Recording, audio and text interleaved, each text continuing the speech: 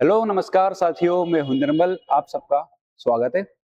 चलिए, आज हम क्या करेंगे? तो आज एक स्पेशल वीडियो है। क्यों?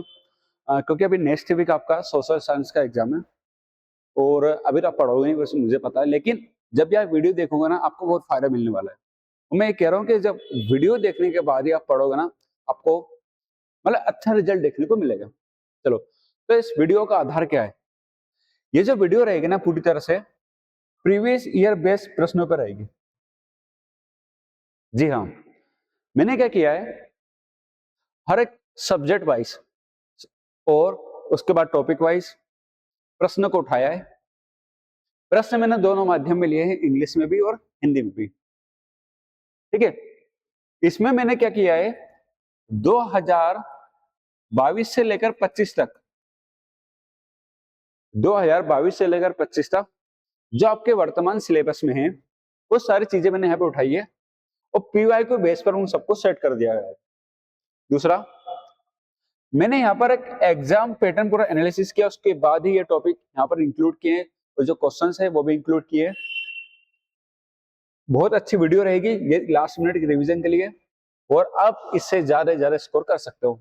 मैं ये दावा तो नहीं करता कि भैया पेपर पूरा इसमें से छपेगा, लेकिन ये दावा जरूर करते हैं कि हाँ, ये पढ़ लिया तो आपका पेपर बहुत ही ज्यादा अच्छा जाएगा। जी हाँ, बहुत ज्यादा अच्छा जाएगा, लेकिन ईमानदारी के साथ अच्छे से देखना इसको। ठीक है, चलो अपन बढ़ते हैं आगे। तो अपन इतिहास से शुरू करेंगे। कोई इतिहास का सेक्शन ऐसा है जो बच्चों को बहुत डराता है, और कहीं ना कहीं बच्चे डरते भी बहुत है, पता नहीं क्यों। इतिहास का सेक्शन बड़ा ही आसान है। ठीक है, चलो देखते हैं। तो अपन पहला चैप्टर से स्टार्ट करते हैं, rise of nationalism in Europe. दोनों में है कि आखिर यूरोप में कैसे राष्ट्रवाद का उदय हुआ, पूरा चैप्टर आप पढ़ चुके हो। लेकिन सरप्राइज वाली बात यह है कि ये चैप्टर मात्र 2 नंबर का आएगा। कितने मार्क्स का आ रहा है? ये मात्र 2 मार्क्स का आ रहा है। ऐसे में करें क्या हम? तो ऐसे में इस चैप्टर को इतना डीप में पढ़ने की कोई आवश्यकता नहीं है। मैं बता रहा हूं आपको क्या पढ़ना है इस चैप्टर में। इतना डीप में कोई पढ़ने की आवश्यकता नहीं है। ठीक है, चलो। जैसे आप चैप्टर को ओपन करते हो, आपके सामने पहला टॉपिक है, कौन सा है? फ्रेंच रेवोल्यूशन का। और ये कह रहा कि आखिर फ्रेंच रेवोल्यूशन में ने या फ्रांस के अंदर कैसे नेशनलिज्म आया, या उसका क्या कंट्रीब्यूशन रहा यूरोप में नेशनलिज्म बढ़ाने के लिए। तो कितने पॉइंट तैयार करने पड़ेंगे आपको? जब आप चैप्टर खोलते हो, पहले पेज पर आपको कुछ पॉइंट देखने को मिल जाते हैं। मात्र आपको इसके 4 पॉइंट तैयार करने हैं, मात्र 4। 4 से ज्यादा आपको कोई तैयार नहीं करना है, मात्र आपको 4 पॉइंट तैयार करने हैं। उसके बाद आपको देखो, ये प्रश्न पूरा वही है ना, कि 2 आइडियाज लिखे, तो पता चलेगा ना क्या करना है इसमें। मैं ये भी बताऊंगा आपको क्या छोड़ना है, क्या पढ़ना है। इसे मात्र आपको 4 पॉइंट तैयार करना है। अब उसके बाद सेकंड चीज जो आती है आपकी, वो आता है नेपोलियन कोड। क्या आता है बेटा? नेपोलियन कोड आता है। अच्छा, नेपोलियन कोड कौन लेकर आया था? महात्मा गांधी जी? नहीं। कौन लेकर आया था? स्वयं नेपोलियन लेकर आया था। कब लेकर आया था ये? 1804 में। ठीक है, और इसको एक को नाम दिया था सिविल कोड। क्या नाम दिया था इसको? सिविल कोड भी इसको नाम दिया था। ठीक है, इसको क्या नाम दिया था? सिविल कोड भी इसको नाम दिया था। चलो, इसमें क्या क्या लिखा गया था कि भाई फ्यूडलिज्म को खत्म कर देंगे, है ना। एक क्या लेकर आएंगे? अच्छा ट्रांसपोर्टेशन कम्युनिकेशन सिस्टम लेकर आएंगे। ये कुछ बातें इसके अंदर लिखी हुई थी। इसके कितने पॉइंट तैयार करना है? आप, मैं कहूंगा इसके भी 4 पॉइंट तैयार कर लो। कितने पॉइंट? 4 पॉइंट। कितने पॉइंट? मात्र 4 पॉइंट आप इसके तैयार कर लो, मजा आ जाएगा। ज्यादा नहीं करना है, 2 नंबर का है चैप्टर, ज्यादा पचना भी नहीं है इसके अंदर। ठीक है, इसमें एक चीज और है जिसमें आपको बता देता हूँ ना, एक सेकंड रुकेगा।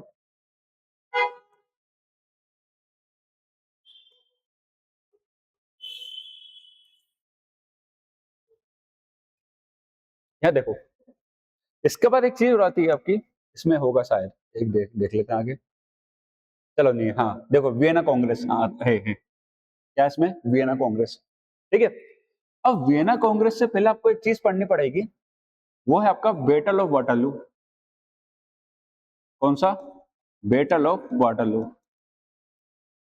और ये बैटल कब होता है? 1815 में। सिंपल सी चीज है। देखो, नेपोलियन ने सबको परेशान करके रखा था, रसिया, प्रेशिया, ऑस्ट्रिया, ब्रिटेन, इनने विचार बनाया कि एक काम करते हैं, नेपोलियन को परेशान करते हैं। इन चारों ने मिलकर किससे लड़ाई करते हैं लोग? नेपोलियन से। तो नेपोलियन बोनापार्ट वर्सेस चार देश आते हैं, रसिया, प्रेशिया, ऑस्ट्रिया और ब्रिटेन। ये चारों किंगडम मिलकर किससे लड़ाई करते हैं? नेपोलियन से। कब लड़ते हैं? 1815 में। कौन सा बैटल लड़ते हैं? Battle of Waterloo. इसके बाद से ही सारी कहानी स्टार्ट हो जाती है। इसके बाद क्या करते हैं? ऑस्ट्रिया की अंडरशिप में जो कौन होता है? डुके मेटरनिक्स, वो यही बोलता है कि भैया फ्रांस जीतता है तो सर्दी पूरे यूरोप को होती है। वही लड़का था, ठीक है, इसने बोला था। इसके बाद क्या होती है? वियना कांग्रेस। क्या होती है? वियना कांग्रेस। और ये वियना कांग्रेस कब होती है? 1815 में। यही पूछेगा आपसे वो कि ये बताओ वियना कांग्रेस कब हुई थी? तो आपको जवाब देना पड़ेगा 1815 में हुई थी। बैटल ऑफ वाटरलू कब हुआ था? आपको जवाब देना पड़ेगा 1815 में हुआ था। किस किस के बीच हुआ था? नेपोलियन बोनापार्ट वर्सेस रसिया, प्रेशिया, ऑस्ट्रिया, ब्रिटेन। मात्र आपको ये जवाब देना है, सिंपल सा, ठीक है। चलो, अब उसके बाद कुछ चीजें और आती है जो उसमें शायद रह गई है, तो अपन लिख लेते हैं। जैसे एक चीज आती है फ्रैंकफर्ट पार्लियामेंट। कौन सी? फ्रैंकफर्ट पार्लियामेंट, वो आपको पढ़ना है। दूसरी चीज जो मैं कवर करना चाह रहा हूँ कि हाँ, चलो, उसके बाद आता है आपका इटली का यूनिफिकेशन। जर्मनी का भी है इसमें, जर्मनी के बारे में तो हम लोग है ना। इटली का देखो, इटली का यूनिफिकेशन, इसमें क्या चीज पढ़ना है? अब इटली का यूनिफिकेशन पढ़ने बैठोगे तो बहुत बड़ा है वो। तो आप तो 2 नंबर का चैप्टर है ये, पढ़ना क्या है? इतना ज्यादा पढ़ना नहीं अपने को। तो फिर क्या करना है इसके अंदर? हमें इसके अंदर कुछ चीजें पढ़नी है, जैसे स्पेशली गियोसेप्पे मैज़ीनी का रोल। किसका रोल? गियोसेप्पे मैज़ीनी। गियोसेप्पे मैज़ीनी पता ही है कि जो उसने क्रांति की शुरुआत इटली में किसने करी थी? गियोसेप्पे ने करी थी, ठीक है। इसने 2 सीक्रेट सोसाइटी बनी थी, यंग इटली और ये लिखा था यंग इटली और यंग यूरोप। यहीं से शुरुआत हुई थी इटली के यूनिफिकेशन की, लेकिन ये फेल हो गया। फिर क्या होता है?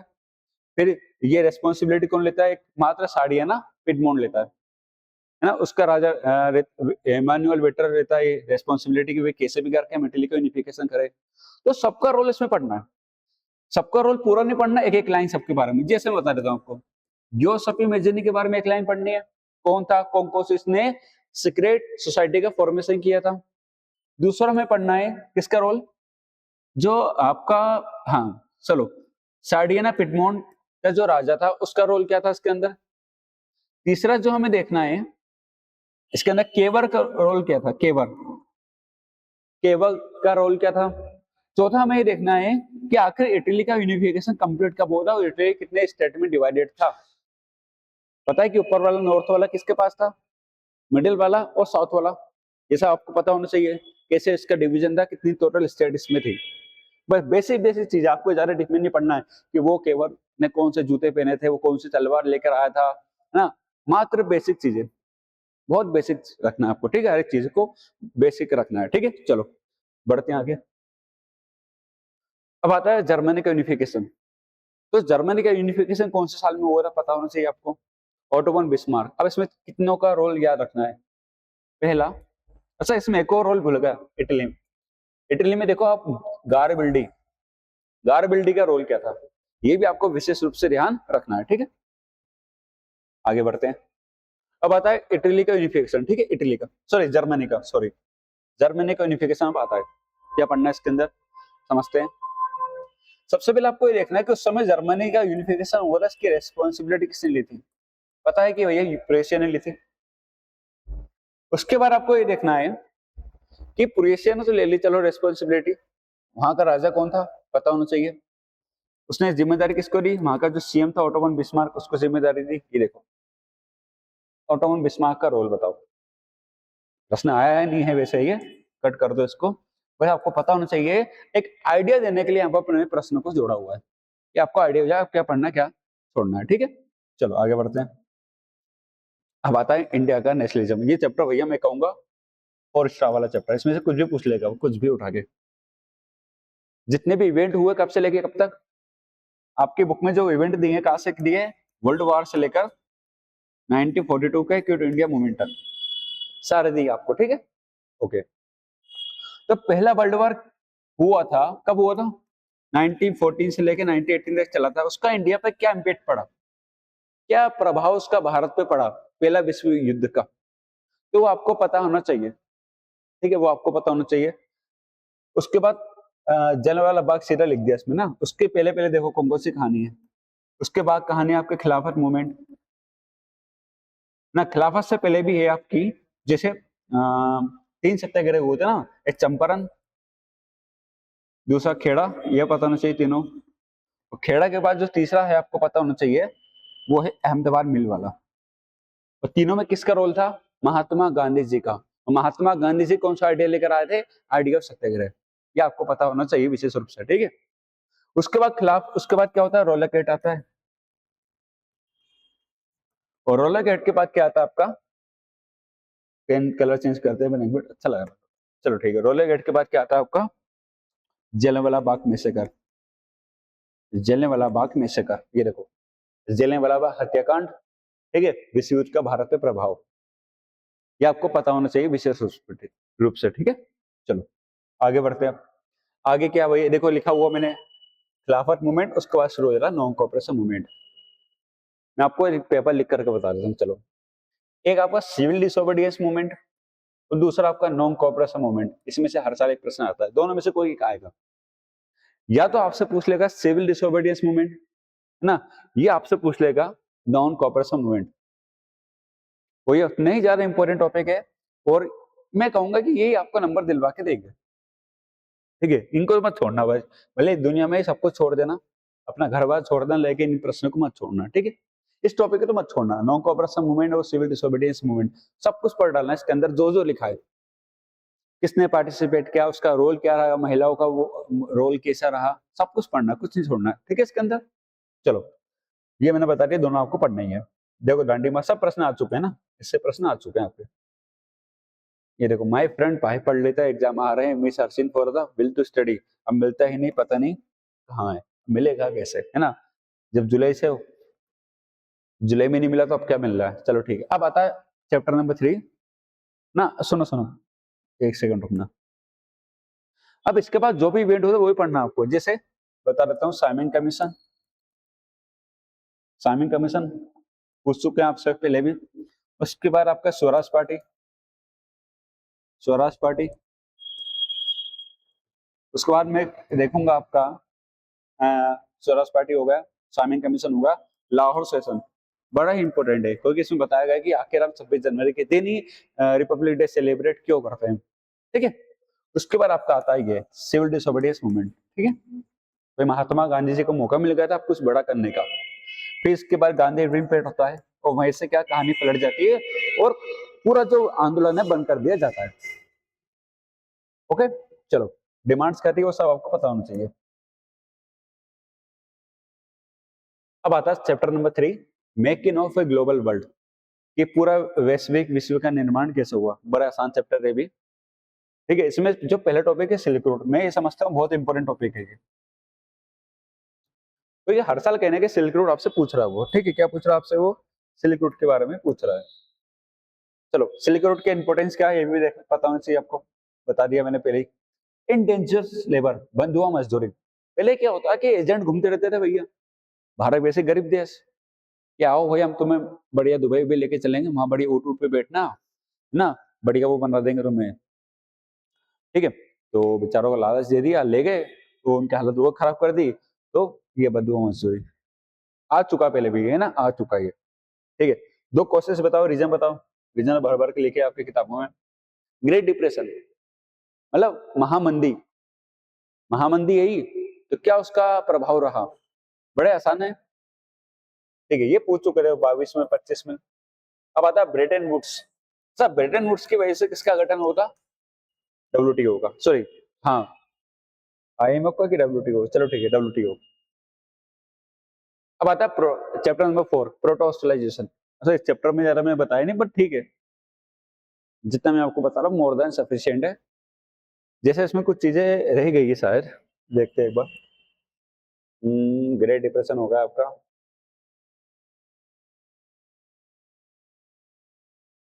चलो आगे बढ़ते हैं ना। Chapter number 4, age of industrialization. Age of industrialization में आप जैसे ओपन करते हो तो सबसे पहले आपको दिखता है प्रोटो इंडस्ट्रियलाइजेशन। क्या दिखता है आपको? Proto industrialisation.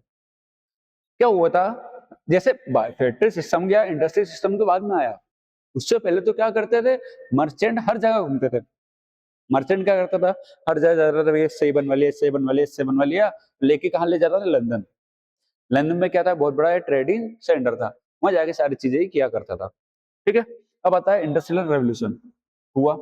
तो इंडस्ट्रियल रेवोल्यूशन कैसे आया, अचानक से इतनी ज्यादा ग्रोथ कैसे हो गई इंडस्ट्रियल रेवोल्यूशन में, आप देखोगे तो आपको कहाँ देखने को मिलेगा, क्योंकि इसके बाद क्या आ चुका है, स्टीम इंजन आ चुका है, स्टीम इंजन है ना। स्टीम इंजन के बेनिफिट बताओ, नुकसान भी है इसके, बेनिफिट भी आपको बताना है इसके, आपको नुकसान भी आपसे पूछ सकता हो। ठीक है, चलो आगे बढ़ते हैं।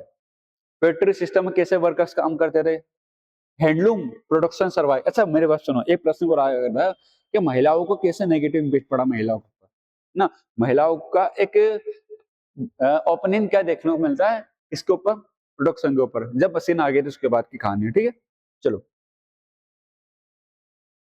अब आता है लास्ट चैप्टर हिस्ट्री का, वो है प्रिंटिंग कल्चर। तो देखो मैंने कितने चैप्टर बता दिया आपको, 1 2 3 4 एंड लास्ट में बचा आपका 5।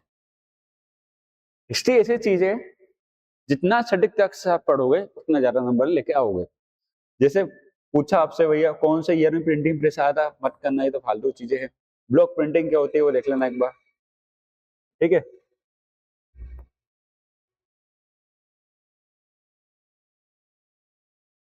हम्म, उसके बाद आपको आता है गुटनबर्ग। ये तो भैया बहुत इंपॉर्टेंट है ना, ये बंदा बहुत इंपॉर्टेंट है, गुटनबर्ग। गुटनबर्ग क्या लेके आया था, प्रिंटिंग प्रेस। क्या लेके आया था गुटनबर्ग, प्रिंटिंग प्रेस। ठीक है, हुआ गुटनबर्ग तो समझना आपको, प्रिंटिंग रेवोल्यूशन का इम्पैक्ट। अच्छा प्रिंटिंग कल्चर आ गया, तो प्रिंटिंग से पॉजिटिव रूप में क्या फायदा हुआ, पॉजिटिवली आप देखोगे तो प्रिंटिंग का क्या फायदा हुआ आपको पता होना चाहिए। ठीक है, और इंडिया में प्रिंटिंग कल्चर का क्या इम्पैक्ट रहा है वो पता होना चाहिए आपको। चलो आई थिंक खत्म होगा। अब सुनो सुनो सुनो, एक चीज और आपको बता देता हूँ, इस चैप्टर नंबर 5 में, मतलब चैप्टर नंबर 5वें चैप्टर में जितनी भी किताबें लिखी गई है, जितनी भी किताबें लिखी गई आपको सारी पढ़ना है, सब के सब, जितनी भी किताबें इसके अंदर लिखी गई चैप्टर नंबर 5 प्रिंट कल्चर के अंदर, केसरी, मराठा, बाल गंगाधर तिलक, ज्योतिबा फुले की किताब दी है उसमें आपको, सबकी किताब आपको रट्टा मार के जाना है।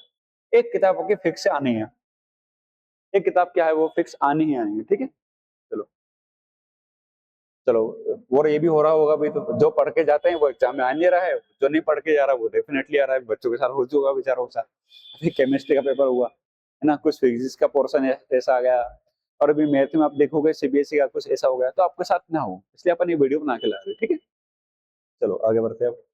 अब हम पढ़ते हैं ज्योग्राफी का। ठीक है, ज्योग्राफी का पोर्शन सबसे, अब देखो हिस्ट्री का चैलेंजिंग सब्जेक्ट था वो अपन हटा दिया।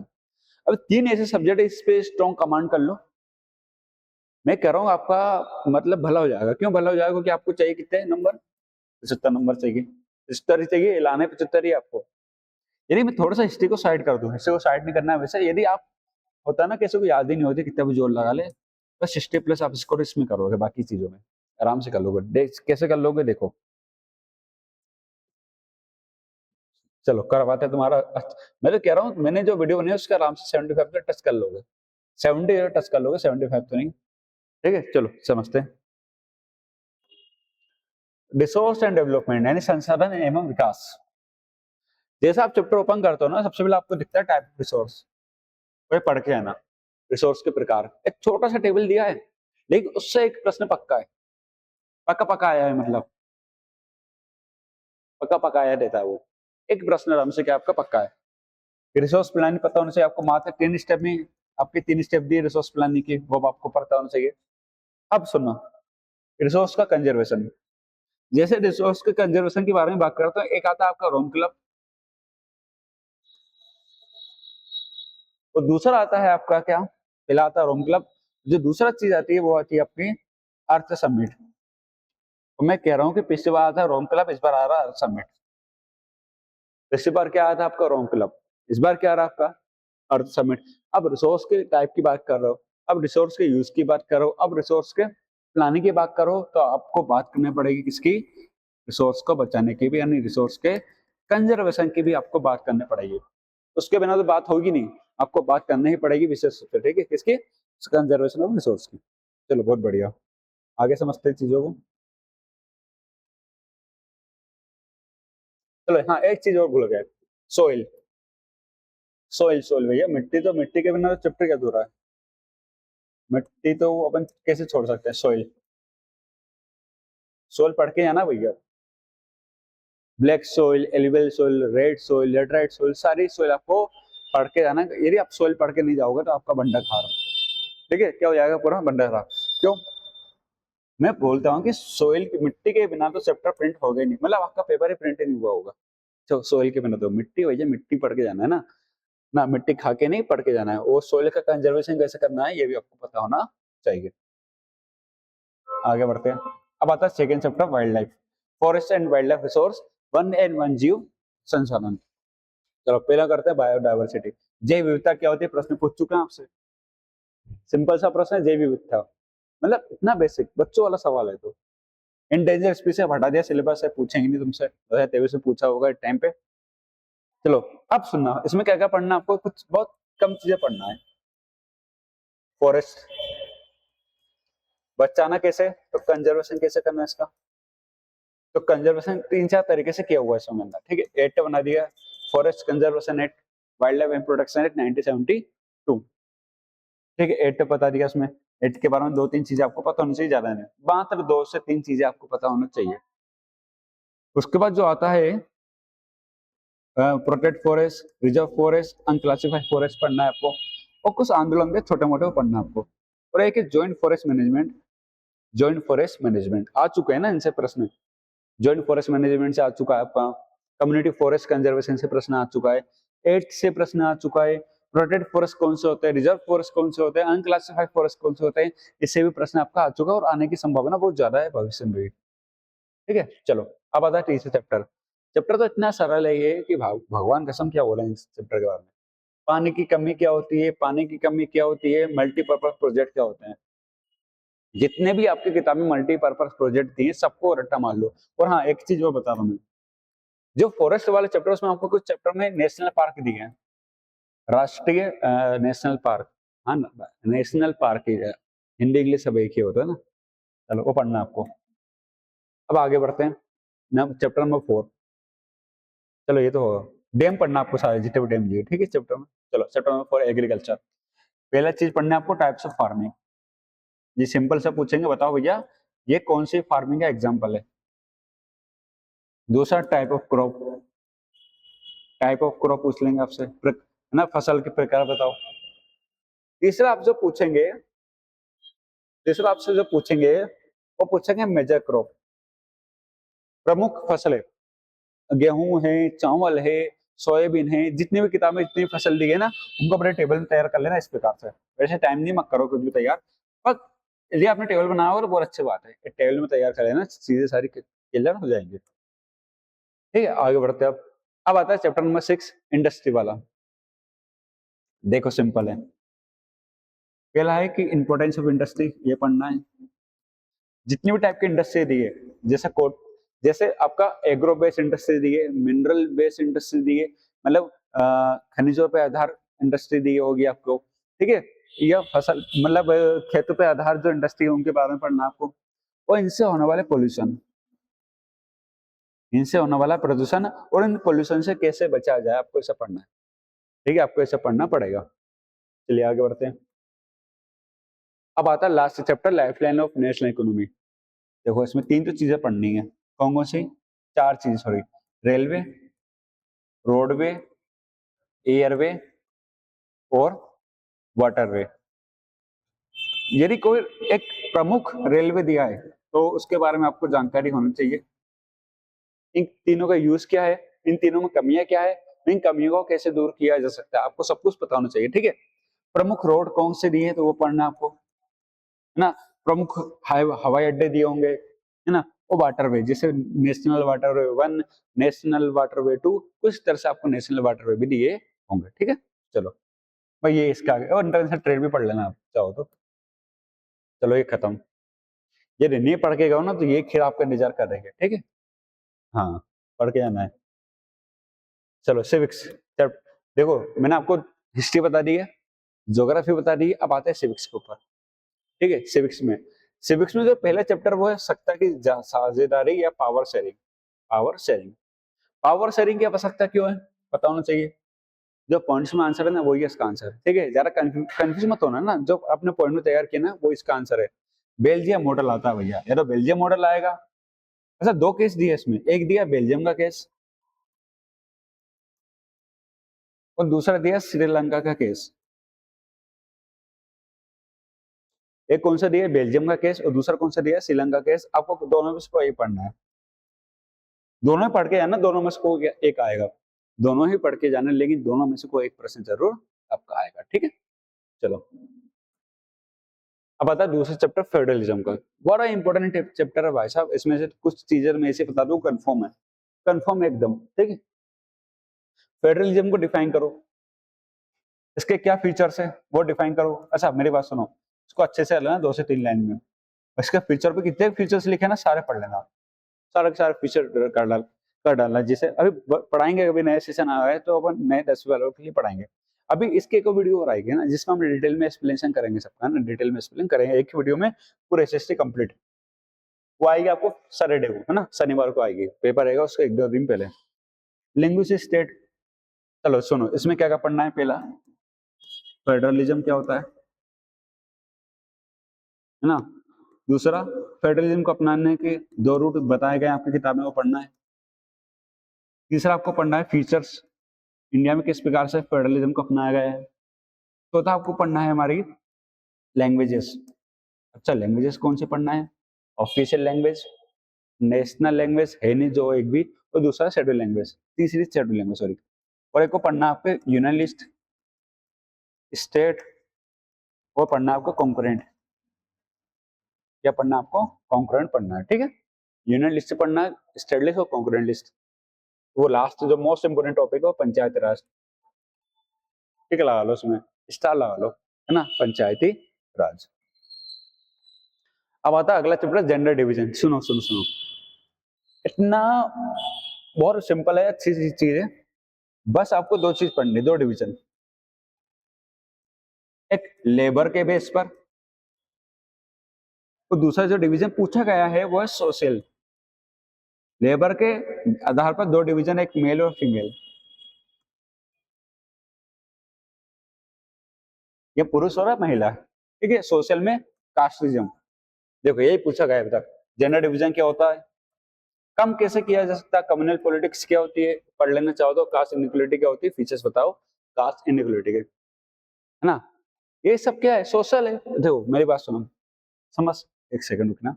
हाँ, समस्या है तो उसका समाधान भी आपको ढूंढ के देना पड़ेगा। और समस्याओं का ऑपोजिट क्या होता है, समाधान, और समाधान का उल्टा क्या होता है, समस्या होती है। ठीक है, अब आता है पॉलिटिकल पार्टी। सिंपल से चैप्टर पॉलिटिकल पार्टी, तो आपका पॉलिटिकल पार्टीज क्या होती है पता होना चाहिए। फंक्शन बताओ, देखो कितनी चीज पढ़ना है इसमें, ये बताओ व्हाट इज पॉलिटिकल पार्टी, पूछ चुके हैं आपसे। पॉलिटिकल पार्टी क्या होती है, पॉलिटिकल पार्टी के फंक्शंस क्या होते हैं, क्या क्या चैलेंजेस है, क्या क्या कमियां हैं, उन कमियों को कैसे दूर किया जा सकता है, भैया सजेशन दो, बताओ। आ चुका है कि नहीं आ चुका, ये आ गया। जो मैं सीधा बोल रहा हूँ वो ठीक है, इसके अलावा आपको ज्यादा नहीं पसंद। अब आता है इकोनॉमी का, बहुत छोटा सेक्शन है। देखो 3 सेक्शन मैंने कवर करवा दिया आपको, first chapter, second, third, sorry मतलब मैंने आपको करवा दिया हिस्ट्री, मैंने आपको कवर करवा दिया ज्योग्राफी, फिर कवर करवा दिया सिविक्स। अब आता है लास्ट सेक्शन, वो है इकोनॉमिक का। इस एक घंटे की वीडियो बनी होगी लगभग, कितनी बनी है, लगभग 1 घंटे की वीडियो भी नहीं बनी हुई, देख चेक करते अभी, मात्र हाँ 1 घंटे से कम की बनी, आधा घंटे की वीडियो बनी है अभी। तो आधा घंटे में देखो अपन ने कितने नंबर ले आए, 60+। अभी मैं बताऊंगा इस वीडियो में कैसे एमसीक्यूज कवर करने हैं, कैसे सिंगल वर्ड वाले मतलब 1 वर्ड वाले, है ना, सब कवर कैसे करना है, वो ही बता देंगे हम आपको। विकास का मतलब क्या होता है, डेवलपमेंट का मतलब क्या होता है, ठीक है, ये पढ़ना है। डेवलपमेंट का मतलब क्या होता है, पढ़ना सिंपल है, पूछा नहीं अभी तक। इंडिकेटर ऑफ डेवलपमेंट, मैं कहूंगा इसमें 3 चीजें, पर कैपिटा इनकम, जीडीपी और HDI ह्यूमन डेवलपमेंट इंडेक्स। बताओ इससे बाहर कुछ जा रहा है क्या? एक भी नहीं जाएगा, तीनों में से कोई एक आएगा। यार पर कैपिटा इनकम पूछेगा आपसे, या तो GDP पूछेगा आपसे, या ह्यूमन डेवलपमेंट इंडेक्स पूछेगा, वो पूछेगा जरूर। वो लास्ट है सस्टेनेबल डेवलपमेंट। सस्टेनेबल डेवलपमेंट, ठीक है, इन चारों में से कोई चीज तो आनी है, हो सकता है चारों हो जाए। अब आता है सेक्टर ऑफ इंडियन इकोनॉमी। देखो जब बुक ओपन कर दो 3 सेक्टर देते हैं, प्राइमरी, सेकेंडरी, टर्सरी, ठीक है। इनके सबके बारे में आपको बेसिक चीजें पता होनी चाहिए, मात्र बेसिक, और उनका एक एग्जाम्पल। मैं क्या बोल रहा हूँ, उनके बारे में आपको सिर्फ बेसिक चीजें पता होनी चाहिए, और सबके बारे में एक एग्जाम्पल आपको पता होना चाहिए। अब बता पब्लिक ऊपर, अब देखो और सुनो सुनो, अब अगली चीज जो इसमें आती है, पहले प्राइमरी, सेकेंडरी, टर्सरी तो पता होना चाहिए। दूसरा आपको इसमें पढ़ना है ऑर्गेनाइज एंड अनऑर्गेनाइज सेक्टर, वो भी डिफरेंस, 5 डिफरेंस तैयार करना है। आपसे कुछ भी पूछ ले, वो 5 डिफरेंस पूछे तो डिफरेंस लिखना है। यदि ऑर्गेनाइज पूछे तो ऑर्गेनाइज का लिखना है, अनऑर्गेनाइज पूछे तो अलग से अनऑर्गेनाइज। और दूसरा आता है पब्लिक और प्राइवेट। 3 चीजें, 1 2 3, आधे पेज का ये है, आधे पेज का ये है, आधे पेज का ये है, 1.5 पेज में पूरा चैप्टर है आपका, मात्र 1.5 पेज का। नंबर कितने मिलेंगे? 4। कंफर्म है 3 में आएगा, 3 कंफर्म है। इससे कंपेयर का नहीं आएगा प्रश्न इसमें, या तो 3 का आएगा, 2 का आएगा, 4 का आएगा, चलो जितना का भी आ जाए, कंफर्म नंबर दे के दे रहा हूँ, और पक्के पका है। हाँ पक्के पका है, ठीक है। एक चीज बाद में बोलूंगा आखिरी में। चलो भैया, अब आता है ग्लोबलाइजेशन क्या होता है, मल्टीनेशनल कंपनी जो उनका रोल क्या है। हर साल एक प्रश्न आता है, 1-2 प्रश्न इससे आते हैं। और WTO क्या है, WTO क्या है, ठीक है। उधर अच्छा, उधर मैंने IMF WTO था, ठीक है, मतलब इधर WTO उधर IMF है। अब आता कंज्यूमर राइट, कितना सिंपल चैप्टर है यार, कितना सिंपल है। कंज्यूमर राइट्स क्या होते हैं, आपके क्या क्या राइट्स दिए हैं और क्या क्या अधिकार है। इसके अलावा कोई पूछेगा नहीं आपसे कि आपके क्या अधिकार है, आपके क्या राइट्स है, एज ए कस्टमर आपको क्या क्या चीजें पता होनी चाहिए, ये आपको पता होना चाहिए, ठीक है। चलो, ये बड़ी प्यारी वीडियो थी, पहले होगी क्या नहीं होगी, बस ये आंटी जी है जब आपको मोटिवेट कर सकती है। मात्र असिस्टेंट, अब तो 2-3 पेपर हो चुके हैं, 2 पेपर हुए हैं आज ना, 2-3 तो पेपर होने वाले हैं। जब ये वीडियो हो जाएंगी 2-3 पेपर हो जाएंगे। देखिए ये आंटी जी बड़ा अच्छी है ना, अच्छे से मोटिवेट करती है। चलो ठीक है, अब चीजें सारी कंप्लीट हो चुकी है, अब आपको करना है क्या। देखो पेपर में क्या क्या आता है मैं बता देता हूँ आपको, पता ही होगी आपको। तो पहला आपको आता है, पहला है MCQs। क्या है, MCQs आते हैं। दूसरी चीज जो आपके सामने आती है,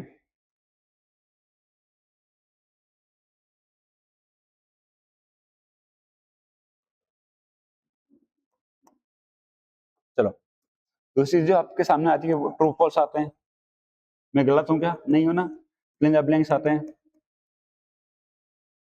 चौथी चीज जो आती है आपके सामने मैच द कॉलम आते हैं। और पांचवी चीज जो आती है 1 वर्ड आते हैं।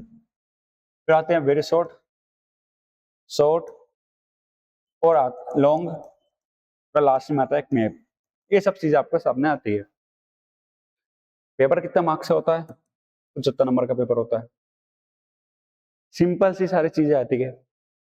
MCQs, अब देखो 6 से, यदि आप ये मान लो यदि मैप सही है आपके 40 नंबर का आ रहा सब कुछ, तो 40 नंबर में से आप 30 नंबर इधर ला सकते हैं। अब बच्चे क्या करते हैं, ये इसमें गलती करके आते हैं इन सब चीजों में, ये डब्बा गुल हो जाता है उनका। और डब्बा गुल होने का सबसे जो मैं कारण बताता हूँ आपका, डब्बा गुल होने का कारण जो है आपका, चलो ठीक है, डब्बा गुल होने का जो कारण है, मेन कारण वो बता देता हूँ आपको। पहला रीजन है कि आप लोग प्रॉपर रिवाइज नहीं करते हो, इसलिए आपका क्या होता है, डब्बा गुल। दूसरा, बार बार चीजों को रिकॉल नहीं करते इसलिए हो जाता है डब्बा गुल। तीसरा, आप प्रॉपर उसको लिखते नहीं, देखते इसलिए डब्बा गुल हो जाता है। जब शनिवार को हमारी क्लास होगी, इसमें आपको एक आंसर राइटिंग की क्लास स्पेशल बताई जाएगी, किस प्रकार से आपको आंसर लिखना है, वो अलग से उसकी क्लास रिपोर्ट करवाई जाएगी, ठीक है। और आपको ये भी बताइए किस प्रकार से आपका MCQs, true false, fill the blanks, match the column, very short, short या लॉन्ग आंसर से डील करना है, ये भी आपको बताया जाएगा उस क्लास में, ठीक है। बाकी ये सब नहीं करते इसलिए आपको इन सब चीजों से डर लगता है। अब एक बार एक काम करो, 100% दे दो अपना 1-2 दिन में, बस ये सारी चीजें आपकी कवर हो जाएंगी। बच्चे कर लेते हैं, 75 मार्क्स मिल जाते हैं, 75 में से 75 और 100 में से 100 ही जाएंगे, जब आपको 25 नंबर प्रैक्टिकल के मिल जाएंगे, ठीक है, बाकी चीजें आपकी कवर मैंने करवा दी। अब ये वीडियो आपको पहले वीडियो देखना है, फिर जाकर आपको 3 चीज करना है, रिवाइज करना है, रिकॉल करना है, और दोबारा जो चीजें ऐसी है जो याद नहीं होती है उनको लिख कर देखना है, तभी आपको सामने चीजें कंप्लीट हो जाएंगी। ठीक है, तो ये था हमारा पूरा प्रॉपर एनालिसिस। आशा करता हूँ कि आपको पूरा अच्छे समझ में आया होगा, और कुछ चीजें अधूरी रह गई, आपको ऐसा लगता है सर ये चीज बता दीजिए, तो 2 क्लास वो लेकर आ रहे हैं हम आपके लिए, जिसमें आपका पहला होगा डिटेल एक्सप्लेनेशन, इसके बाद वाली क्लास में, और एक और क्लास होगी आंसर राइटिंग की, किस प्रकार से आपको आंसर्स लिखने हैं एसएसटी के पेपर में, है ना, गलती कौन सी गलती नहीं करना है, कौन सी गलती से बचना है, और पेपर में किन बातों का ध्यान रखना है, वो हम एक वीडियो में डिस्कस करेंगे। चलिए ठीक है, तो यही हमारी ये वीडियो समाप्त होती है, और ज्यादा से ज्यादा चैनल को लाइक कीजिए, शेयर कीजिए और सब्सक्राइब कीजिए। चलो फिर मिलते हैं, थैंक यू वेरी मच, जय हिंद, जय भारत।